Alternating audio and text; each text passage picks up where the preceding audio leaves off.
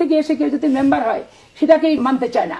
আবার প্রবাসী ভোটাররা রেমিটেন্স দেয়, তো তাদের পরিবারের জন্য তারা টাকা পাঠায়, তাদের পরিবার ভিটামাটি বিক্রি করে ছেলেকে বিদেশ পাঠায়, তো সে তার দায়িত্ব আছে তার পরিবারকে টাকা পাঠানোর।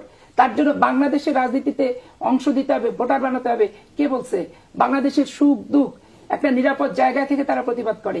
আমাদের মতো রংপানি থেকে, রিমান্ড থেকে, লোহার রড থেকে থেতলা করা, আর পুলিশ পিটানি, আর দিনের পর দিন 40 দিন 50 দিন এ থানা ও থানা করে বেঞ্চের উপর বসায় রেখে রিমান্ড কার্যকর করা, এগুলো কি প্রবাসী ভোটাররা কখনো তারা কি ভুক্তভোগী? তো ভুক্তভোগী না তো ভোটের ভুক্তভোগী হতে যাবে কেন? ভোটের অংশটা হতে যাবে কেন? এগুলো মাঠ থেকে কি সুপারিশ আসে এটা আগে বুঝতে হবে।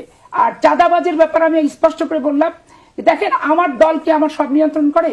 আমার পরিবার জীবন আমি